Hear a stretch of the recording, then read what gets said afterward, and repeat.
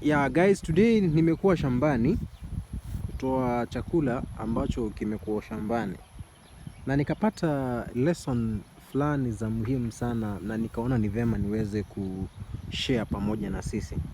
Tunaangalia lesson kuhusu mauti, kifo pamoja na sheria. Tulisema kwamba sheria ni mpangilio, jinsi ambao Mungu alitaka maisha yaweze kuwemo. Sasa nataka tuangalie mbegu fulani ziko hapa mbili. Mbegu hii ni ya miezi 3, zile mbegu ambazo ziko modified, mbegu ya miezi 3. Kwa hivyo hiyo mbegu sio jinsi ambavyo Mungu aliweza kuiumba. Na hii mbegu ni mbegu ya kienyeji ambayo ni yellow maize. Katika hayo ambayo ningelipenda kuangalia ni tofauti ya hizi mbegu mbili.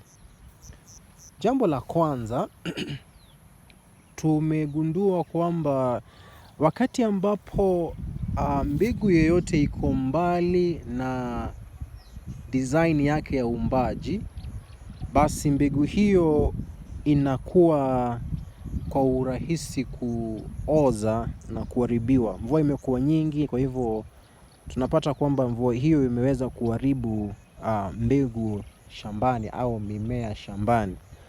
So nimenotice kwamba mbegu ikiwa karibu na jinsi ilivyoumbwa, kumaanisha karibu na mipangilio ya maisha, mbegu hiyo hata kama inaharibiwa haiharibiki zaidi kama ile ambao imefanyiwa kazi ya modification, kumaanisha iko mbali na mpango wa maisha. So mbegu hii ukiangalia haijadhoofika kiafya, ijapokuwa hata kama kidogo kidogo imeoza, lakini mbegu hiyo haijadhoofika kiafya, kumaanisha iko more resistant kwa disease. Sasa ningelipenda uendelee kujiuliza, kati ya mbegu hii ya asili na zile mbegu zingine ni zipi ambazo ziko na uhai ambao unaweza saidia mwanadamu. Tuseme kwamba muozo wa mbegu hizi isimamie mauti na kifo. Ni wakati gani mauti yanakuja? Ni wakati ambapo mtu amekashifiwa na ama amelaaniwa na Mungu akamletea kifo, au ni wakati ambao mtu ameenda mbali na msingi wa maisha au sheria ya uhai. So mbegu hiyo ndio hiyo ya white. Ukiangalia hata unaweza kufikiria sio ya white, lakini mbegu hiyo ni ya white. Mbegu nyingi imeoza. Ukiangalia mbegu hiyo kwa kweli utaona kwamba imeoza. Kwa hivyo inahitaji ichaguliwe, tubaki na mbegu iliyo safi. Lakini nyingi za mbegu hii ambao imeondolewa katika mpangilio wa maisha yake kikamilifu, kuipunguzia maisha inayohitajika kumea shambani, ndio imee miezi 3 ambao wanasema, kumaanisha it is highly modified. Inamaanisha iko mbali zaidi na jinsi ambavyo ilikuwa imekaa designed kufanya kazi yake, na ndio maana unapata zina udhihirisho wa mauti katika hali ya juu zaidi.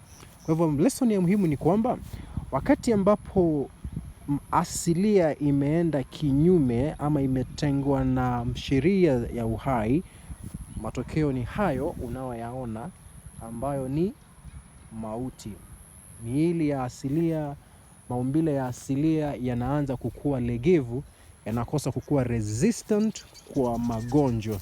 Sasa jiulize basi, ni wakati gani mwanadamu anapata mauti? Ni Mungu anamletea, au ni wakati ambao mwanadamu amekuwa kando na mpango wa maisha, jinsi ambavyo tulielewa kwamba sheria ni jinsi ambavyo Mungu alidesign universe aliyoiumba na maumbile yake na asilia yake iweze kufanya kazi. Na mauti na zile consequences zote tunazozipitia ni wakati ambao mtu amejitenga na design hiyo ya maisha ambao ni agape love. Katika afya unaweza jiuliza, mbegu hizi mbili ni gani ambayo iko resistant kwa magonjwa, ambayo inaweza kuprevent kupata magonjwa, ambayo inaweza kinga mwili wako, ambayo inaweza fight disease? Ukiangalia mbegu hizo mbili.